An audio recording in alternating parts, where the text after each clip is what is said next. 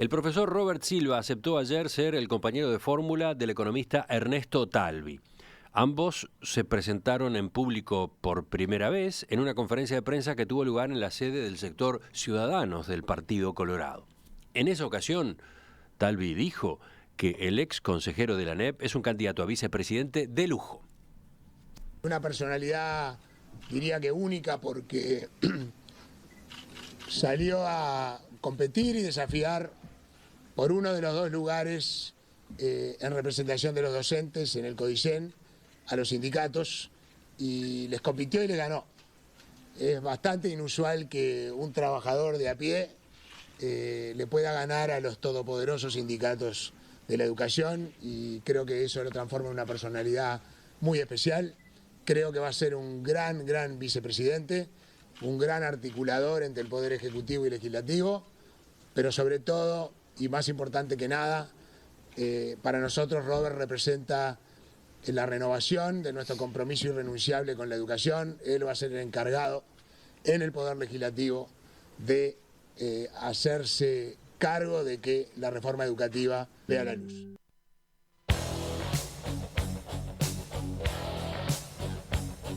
La presentación formal de la fórmula colorada quedó, sin embargo, envuelta en la controversia. Desde la noche del domingo, cuando Talvi informó sobre la designación del profesor Silva, se había abierto en redes sociales el debate sobre si el docente puede o no ser candidato a vicepresidente, ya que la Constitución establece que los directores de entes autónomos deben renunciar un año antes de los comicios si quieren ser candidatos a legisladores. Ayer Talvi dijo que tiene la certeza de que Silva está habilitado, pero anunció que, de todos modos, consultará a la Corte Electoral para que se pronuncie. Pero, por otra parte, corría una segunda discusión. El diputado del Frente Amplio, Alfredo Asti, dijo que analiza denunciar al profesor Silva, ya que entiende que participó de una reunión política con Talvi, Julio María Sanguinetti y José Amorín el domingo, mientras todavía desempeñaba funciones como consejero de la ANEP, y por lo tanto hizo algo que le está vedado por la Constitución. ¿Cómo sigue esta polémica? Vamos a conversar con el doctor Ope Pasqué, diputado del Partido Colorado, dirigente del sector Ciudadanos. Doctor Pasqué, buen día. Gracias por acompañarnos. Buen día, ¿qué tal? Es un gusto. Usted ayer hizo algunos primeros comentarios en la mañana sobre esta polémica jurídica que ha quedado planteada.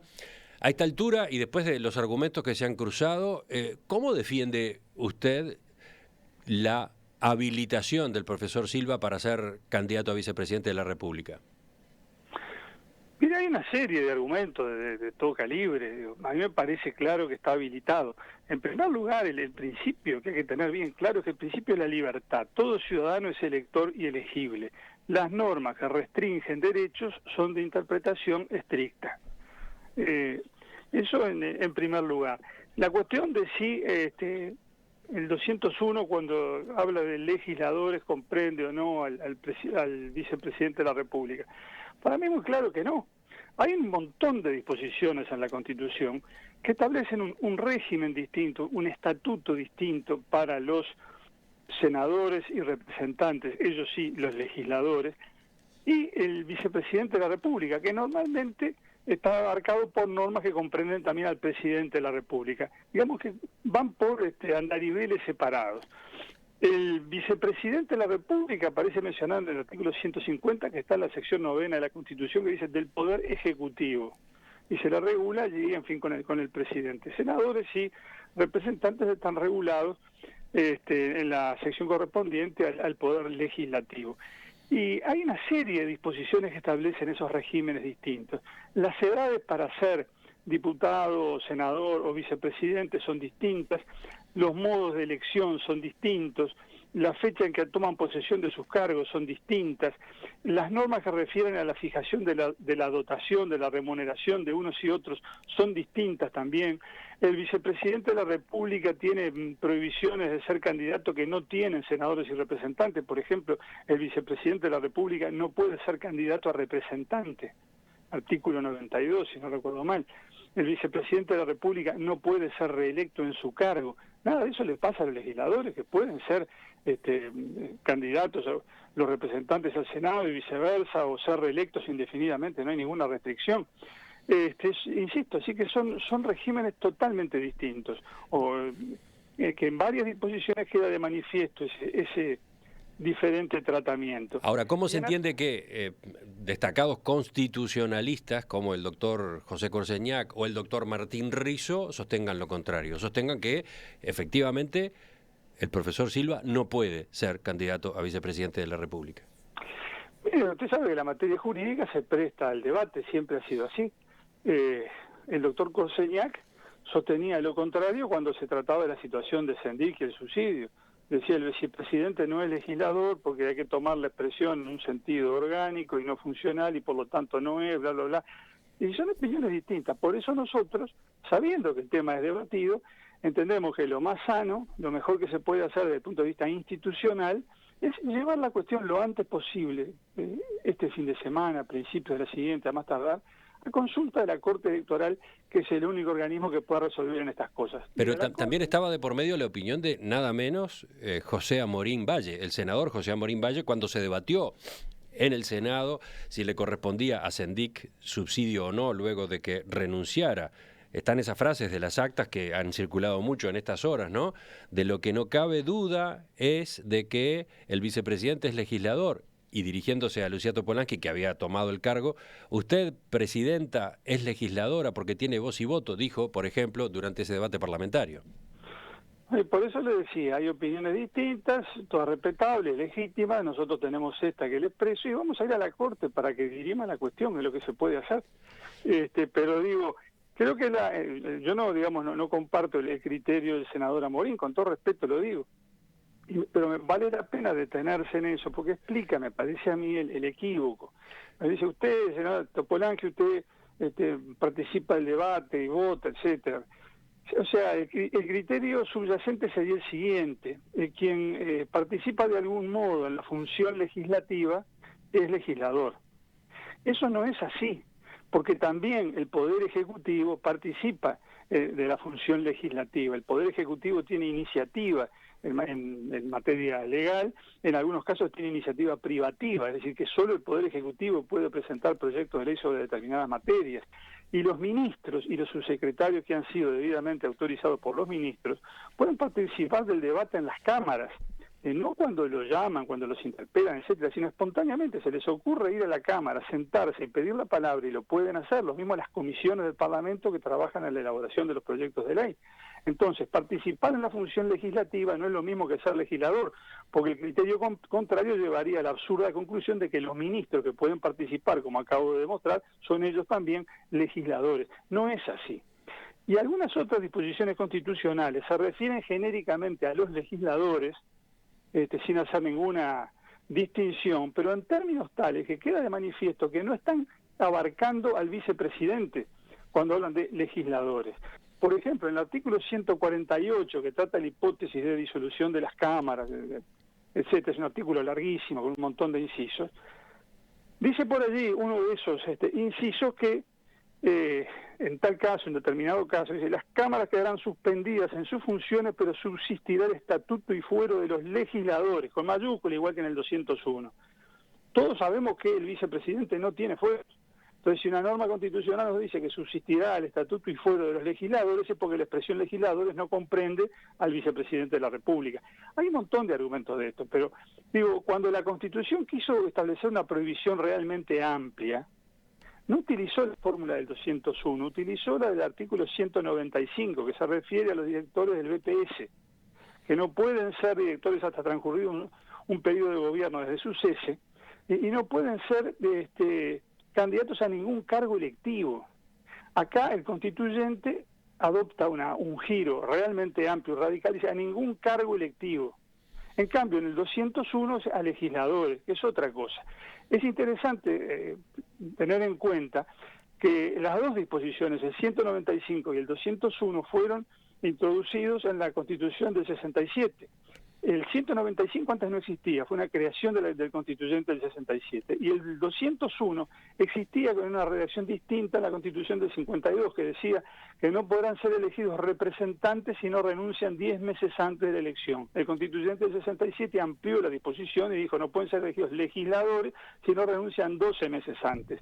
Pero, digo, pudiendo haber escogido el giro amplio, radical, que tomó el mismo constituyente en el artículo 195, eligió este otro, hablando de legisladores que, como digo, si uno lee la serie de disposiciones constitucionales que aluden a los miembros de ambas cámaras, por un lado, senadores y representantes, que esos son los legisladores, y por otro lado al presidente y vicepresidente de la República, que corren juntos en un montón de disposiciones, ve con claridad que son situaciones distintas. Y evidentemente así se ha entendido, no es un invento de ahora, así se ha entendido, porque como me lo hacía notar un amigo en la tarde de ayer, en el año 89, la fórmula del Frente Amplio de la Presidencia de la República y Vicepresidencia era Sereni Astori. Y Astori, hasta el año 89, es decir, el mismo año de la elección, integraba el Consejo Directivo Central de la Universidad de la República, que es un ente autónomo y que por lo tanto está alcanzado por la disposición del artículo 201.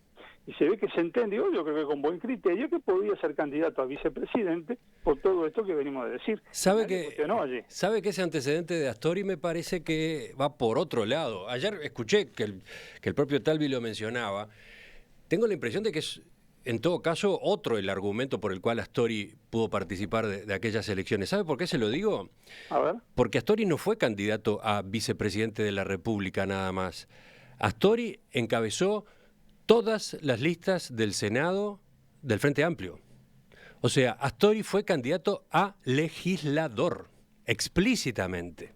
Sí, pero además fue candidato a vicepresidente. Sí, pero no se le objetó que fuera candidato a senador. Entonces, me parece que en el análisis del caso de Astori jugaron otro tipo de argumentos, que no sé cuáles son, porque habría que ir a repasar los antecedentes, pero de acuerdo al artículo 201, que usted está mencionando y que todos estamos mencionando, tampoco podría haber sido candidato, quizás podría haber sido candidato a vicepresidente de la República, pero definitivamente no pudo haber sido candidato al Senado. Y sin embargo lo fue y asumió la banca después, de senador, ¿no? Sí, mire, entonces, no recuerdo ni tengo presente qué fue lo que se dijo en su momento, pero el hecho que queda en pie es que fue candidato también a la vicepresidencia de la República, que es lo que ahora estamos discutiendo. Y ¿No será porque el cargo de decano y por lo tanto integrante del Consejo Directivo Central de la Universidad de la República se analiza de otro modo, no como un director de ente autónomo? No sé, me pregunto por esto que le estoy diciendo. Nadie objetó que fuera candidato al Senado.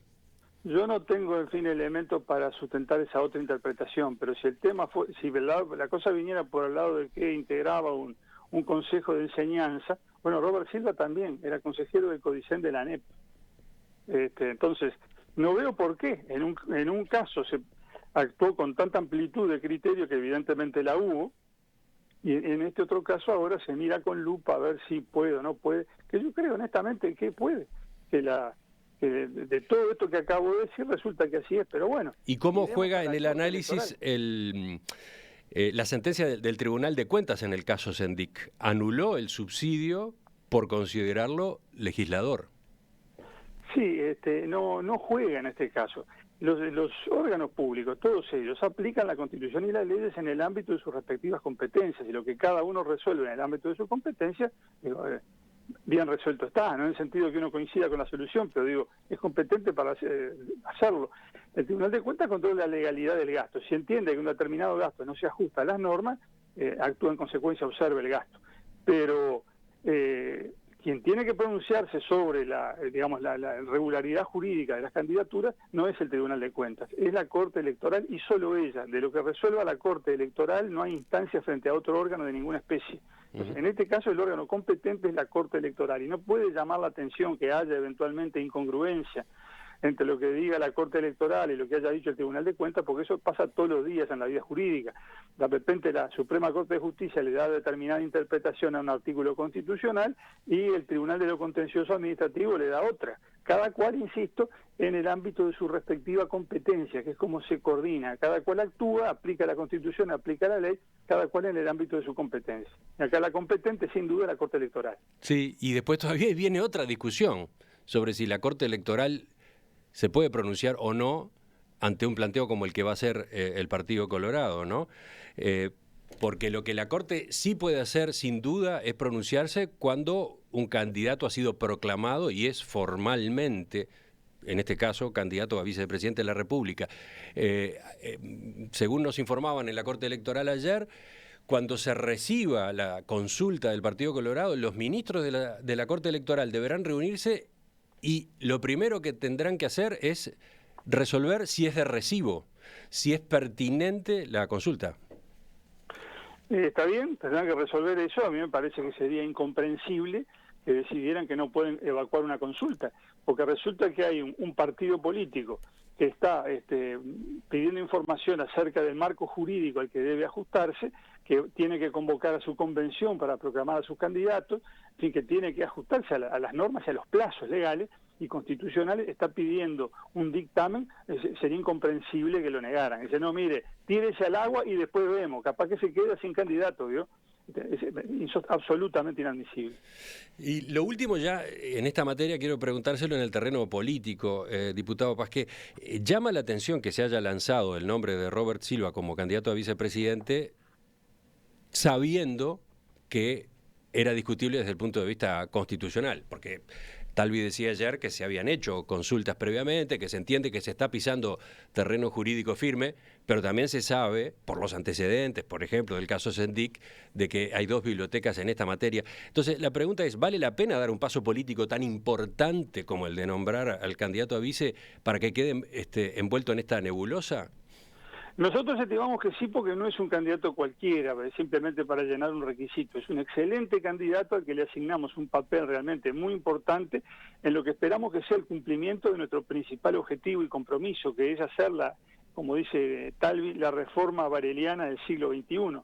Nosotros estamos comprometidos con eso, estamos resueltos a comprometer todo nuestro esfuerzo en eso, y nos parece que la persona ideal para estar presidiendo la Asamblea General y encabezar todo el esfuerzo es Robert Silva. Entonces, vale la pena la polémica, no es ningún drama, después de todo, digo, es una controversia jurídica, la vamos a someter al órgano competente para resolverla, que es la Corte, y estaremos a lo que la Corte resuelve. No, porque otra posibilidad era anunciarlo como ministro de Educación y Cultura de un gobierno encabezado por Ernesto Talvi o presidente de la ANEP en un gobierno encabezado por Ernesto Talvi, en cuyo caso no se habría tenido que enfrentar todas estas discusiones, ¿no?